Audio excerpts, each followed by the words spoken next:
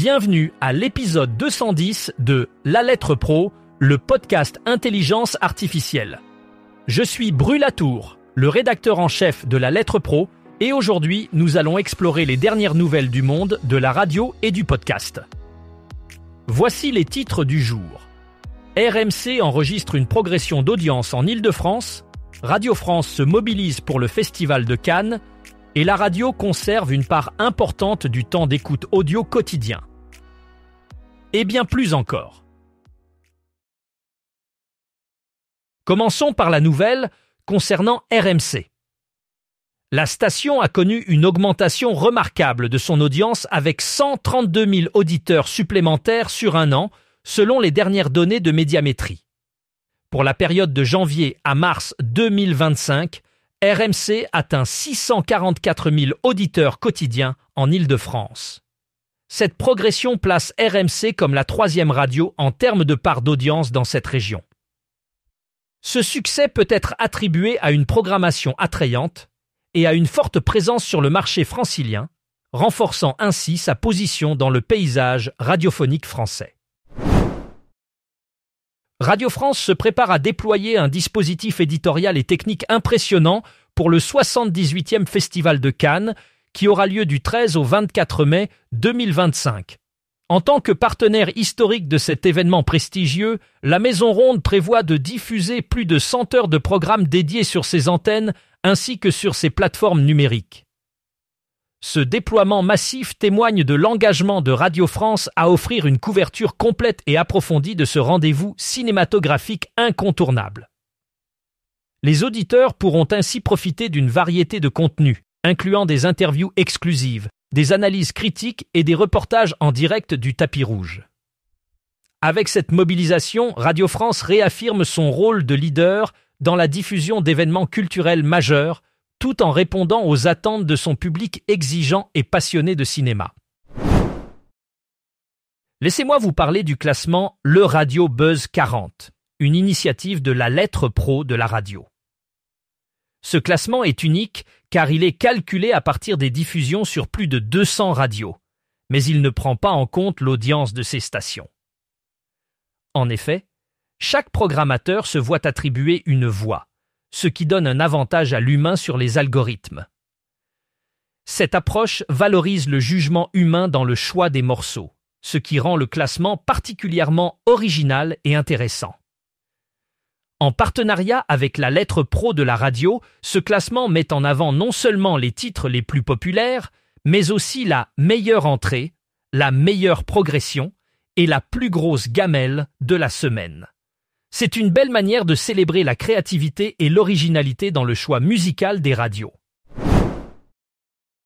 France Musique renouvelle son appel à candidature pour l'émission spéciale de la Tribune des critiques de disques prévue pour le 22 juin prochain.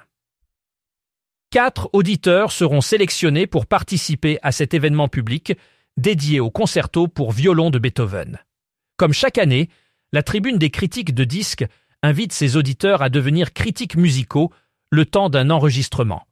Cette émission se distingue par son écoute à l'aveugle et ses discussions argumentées, offrant cette fois-ci à des amateurs la possibilité de commenter et de départager plusieurs interprétations du concerto.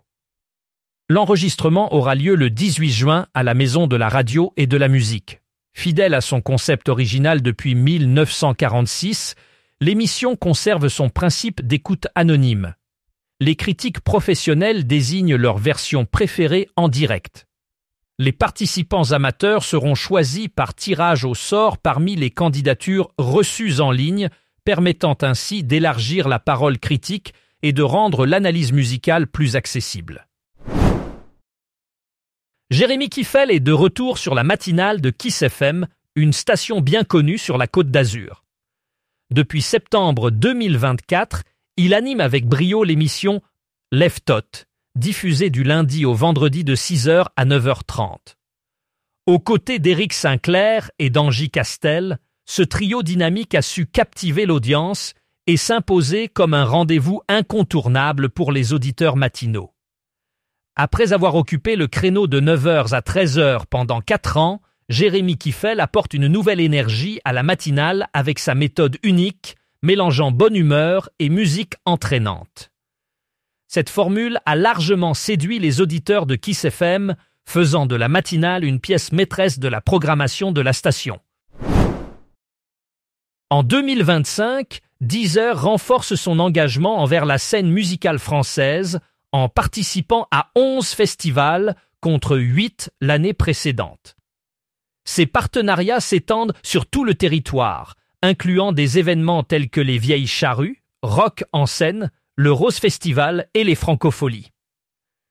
En plus de sa présence physique, Deezer développe des dispositifs interactifs sur site, comme des blind tests personnalisés et des karaokés. Les abonnés bénéficient également d'avantages exclusifs, tels que l'accès à des zones privilégiées.